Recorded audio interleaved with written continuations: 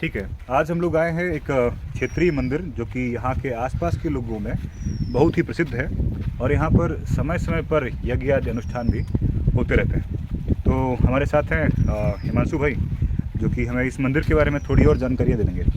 जी, ये हम लोग यहाँ पे हैं, सभी पुत्र क्षेत्र का गांव है सादाबाद जी। तो उसका एक मजरा है विजय खेड़ा, वहाँ पे मंदिर स्थापित है। टिकरेश्वर बाबा नाम से मंदिर स्थापित है। टिकरेश्वर, हाँ, टिकरेश्वर महादेव नाम से स्थापित है। तो ऐसा है कि ये इधर जो आपको तालाब दिख रहा है जी, आप दिखा रहे हैं, तो ये जो तालाब दिख रहा है ये कन्या सागर कहते हैं इसे। अच्छा। और इसका शिव पुराण में भी वहाँ मिलता है। अच्छा, इसका वाह वाह क्या बात। और ऐसी मान्यता है यहाँ के स्थानीय लोगों की जी, कि यह मंदिर जो है एक बार देवता यहाँ बना रहे थे। अच्छा। तो सुबह चिड़ियों ने बोल दिया। अच्छा। कुछ ऐसा हुआ, चिड़ियों के पेड़ पे किसी ने आक्रमण किया हो, जैसा हो रहा हो, लेकिन सुबह हुई नहीं थी। तो देवताओं को लगा कि जो है सुबह हो गई है, तो इसलिए वो यहाँ से चले गए। तो यहाँ पे अब तो नहीं दिख रहे हैं, लेकिन बहुत बड़े बड़े पत्थर नीचे अभी भी दबे हुए हैं जो यहाँ के हैं ही नहीं। मतलब वो पत्थर यहाँ आसपास अपने मिलते ही नहीं। तो इसका जायज मतलब है कहीं से लाए गए हैं। तो लोगों का कहना है कि वो पत्थर जो है मंदिर बनाने के लिए लाए गए थे। मतलब और निर्माण होना था अभी। हाँ, वो पर मतलब एक अवस्था तक बनकर देवताओं को निर्माण करना था, लेकिन जब चिड़ियों ने बोल दिया, वो एक रात में करना था उनको। तो ये इसकी पौराणिक इसके पीछे उनको लगा कि सुबह हो गई, तो इसलिए वो लोग यहाँ से चले गए। अच्छा, कितने गांव के लोग लगभग आते होंगे यहाँ पर? यहाँ पे आसपास के सभी गांव के लोग आते हैं लगभग। कुछ भी 25 गांव कह लें तो कम होगा। 25 गांव कम। और वैसे तो काफी दूर के जो रिश्तेदार नातेदार जिनके हैं वो तो काफी लोग आते हैं। पर ये जो क्षेत्र है जितना ये कवर करता है वो लगभग 25 गाँव का। कुछ एक नाम जिनमें जी, आपका सादाबाद हो गया, कन्हो, पैना, कोसट ग्रामीण, सादीपुर, गौरिया कला, बिलौआ। अच्छा, विशेषता ये भूमि किस गांव के अंतर्गत आती है? ये सादाबाद के अंतर्गत आती है। क्षेत्र में जो अभी एक जो बड़े मंदिर है, उन बड़े मंदिरों में इसका नाम है। बिल्कुल जी। अच्छा, यहाँ पर जो वर्ष में जो कार्यक्रम होते हैं उनके विषय में कुछ बताएं। यहाँ पे महाशिवरात्रि में तो मेला ही लगता है। अच्छा। इसके अलावा कई कार्यक्रम हैं, जैसे यज्ञ हो गया या फिर भागवत जो स्थानीय लोग करवाते रहते हैं, तो वो होता रहता है। उसका कोई मतलब महाशिवरात्रि का कार्यक्रम एक फिक्स है कि मेला लगेगा, भागवत होगी और जागरण होगा। अन्य कार्यक्रम जो लोग अपने मन से करवाते रहते हैं तो लगातार चलते हैं। अच्छा, कोई साप्ताहिक कार्यक्रम या कुछ ऐसा, जैसे सामूहिक मंगल पाठ आदि या कुछ ऐसा मेरे संज्ञान में तो नहीं है। स्थानीय लोग अगर कहते हो तो अच्छा, ठीक है। आप बहुत दिनों से आते रहे यहाँ पर? मैं यहाँ पे लगभग आ रहा हूँ 15 साल से। अच्छा, वाह। तो मतलब बचपन से आ रहा हूँ। अच्छा, आपके सामने बहुत सारी चीजें बदली होंगी? बहुत सारी चीजें बदली हैं। अच्छा। ये जो तालाबों का सुंदरीकरण हुआ। अच्छा। ये जो इधर सब यहाँ पे दिख रहा है आपको खाली मैदान, तो ये सब लोगों के खेत थे। अच्छा। पट्टा हुआ था किसी समय में हुआ होगा। तो वर्तमान विधायक ने और कई लोगों ने सहयोग किया कि ये कन्या सागर है, तो ये भूमि मुक्त ही रहनी चाहिए, किसी के अंडर नहीं जानी चाहिए। तो ये सब भूमि मुक्त हो गई है, मतलब पट्टे खारिज हो गए उन लोगों के। तो इसलिए अब ये फिर मंदिर परिसर में कहें या फिर कन्या सागर में कहें, तो उसमें नहीं जुड़ गए। हाँ। अच्छा, इन प्रकार के मंदिरों को हम एक और भी संभावना के रूप में देखते हैं। जैसे होता क्या है कि मंदिर केवल आने मात्र से उतने लाभ नहीं होते जी। मतलब ये ऐसे इसे दूसरे अर्थ में ना लिया जाए जी। मतलब मंदिर आने मात्र का कोई लाभ नहीं होता। ये मंदिर आने के बाद पूजा करने का, पूजा करने का भी तो है ना। अभी मैं बताता हूँ कि अपन क्या सोच रहे हैं इन चीज़ों को लेकर, हम क्या चाहते हैं। ये एक अच्छा सा भूमिखंड है जिसमें प्राकृतिक संपदा अच्छी है, बिल्कुल। एक पौराणिक कहानी इसके पीछे है, बिल्कुल। और इसका अपना क्षेत्र में महत्व है जी। यदि यह मंदिर पुनः, जैसा कि पैसे पहले था, मैं कुछ नया नहीं बोल रहा, मंदिर धार्मिक चेतना केंद्र थे जी। मंदिर सांस्कृतिक चेतना के केंद्र थे जो समय के साथ थोड़ा पीछे छूट गए जी। यानी वहाँ पर आना जाना लोगों को का तो बना रहा, पर अभी लोग उस दृष्टि से उसे नहीं देखते जी।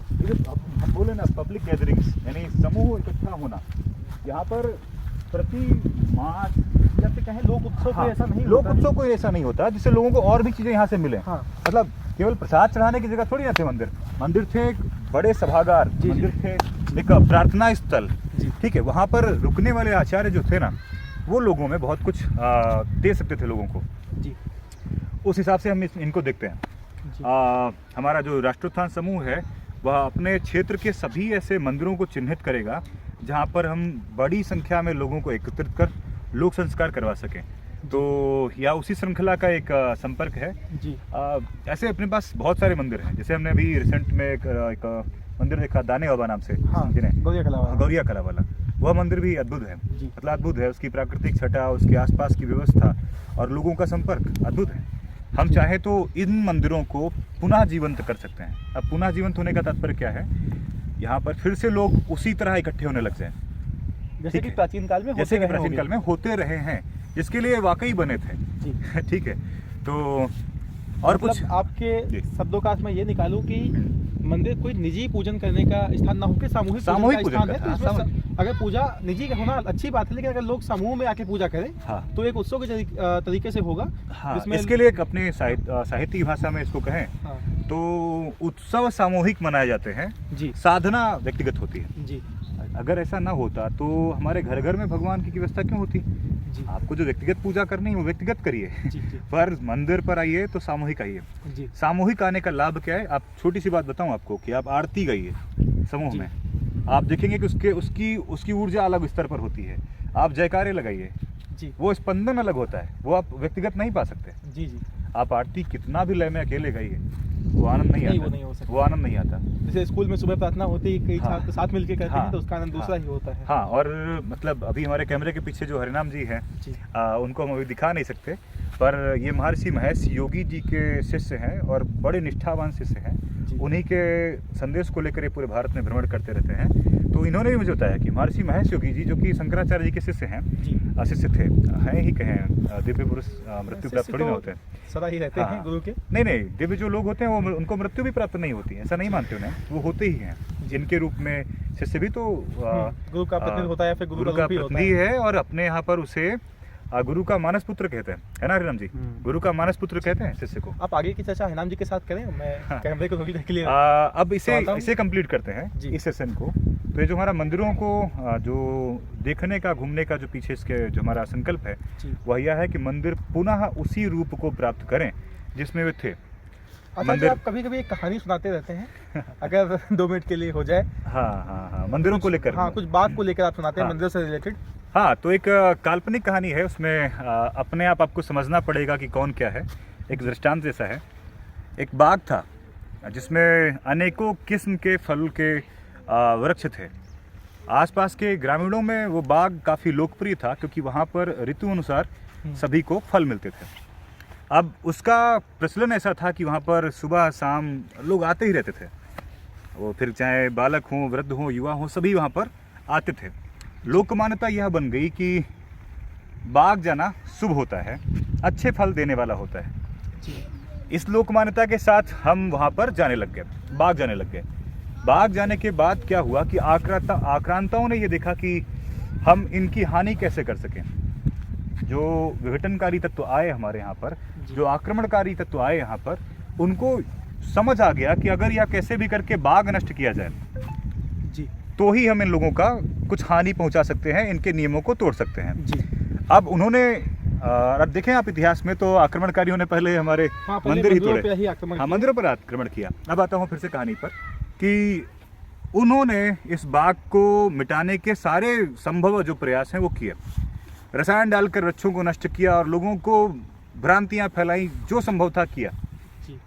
फिर अब जो मंदिर हैं वह उस रूप में नहीं रहे जिस रूप में थे। यानी कहानी के अनुसार अगर बताएं तो बाग अब ठूंठ बन चुका है, बाग में ठूंठ शेष हैं और लोगों में वह जनश्रुति अभी भी फैली हुई है कि बाग जाना शुभ होता है। अच्छा जी, ये कहाँ तक उचित होगा कहना जी?